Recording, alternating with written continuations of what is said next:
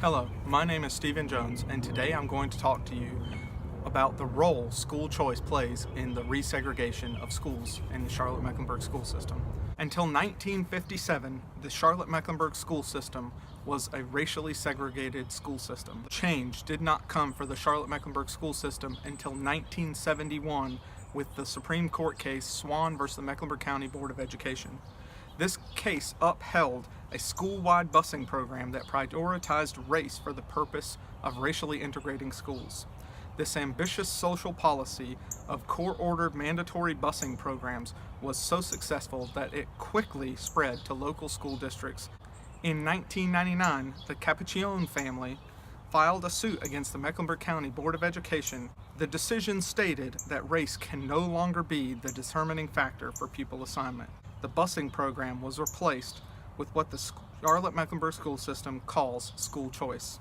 Charlotte-Mecklenburg's school choice plan splits the school system into 4 transportation districts for student assignment. School assignment policy states that students have a home school or neighborhood school within their transportation quadrant. This type of proximity-based neighborhood school enrollment is the same system that served most of the parents here in Charlotte. Charlotte is a very racially diverse city, and given the city's highly diverse population, one would expect its schools and neighborhoods to be just as diverse, but that is not the case. The school district here in Charlotte-Mecklenburg has 175 schools under its purview. 161 of those schools have crossed the threshold for racial segregation, meaning they have minority assignments above 60%. The biggest reason for this enrollment transition can be directly attributed to the city and state school choice programs. The busing quadrants for school choice have caused wealthier families to leave underperforming schools by changing neighborhoods. This increases the property values in those neighborhoods and prices out poorer families. This process leads to gentrification, which is known to have a larger negative effect on minority families. Since the school choice program only guarantees free public transportation to schools within the assigned choice quadrant, attending a school outside of that transportation quadrant will require the use of private transportation. The additional cost of financial and time resources ensures that only families with money will have the opportunity to leave their current assigned home school.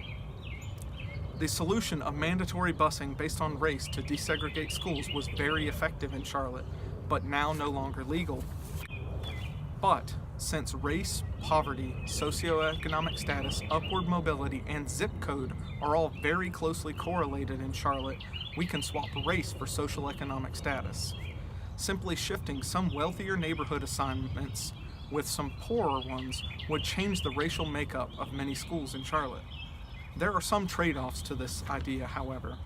Schools with higher populations of white students have shown to have higher graduation rates and higher college attendance rates. Standardized testing results also share the same correlation.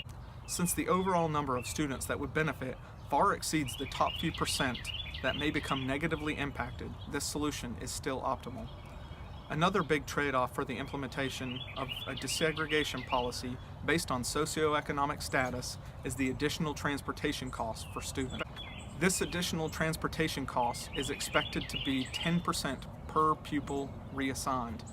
Since this cost is only incurred when transferring a student beyond the current busing quadrant, the overall cost district-wide would be significantly less than 10%.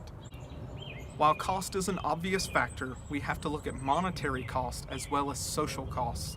The social costs of inaction far outweigh those of the monetary costs. Public charter schools as a vehicle for white flight and wealthier students leaving the public school systems is also an issue that needs to be contended with. Public charter schools can be managed as House Bill 514 gave local jurisdictions the power to prioritize assignments to municipal charter schools. While segregation is an ever-present issue within the Charlotte-Mecklenburg school system, the solution of busing based on socioeconomic status is a thorough one, since socioeconomic status, race, poverty, and zip code are all linked within the Charlotte neighborhoods. Desegregation is the force that must be embraced to dismantle the systemic oppression segregation brings.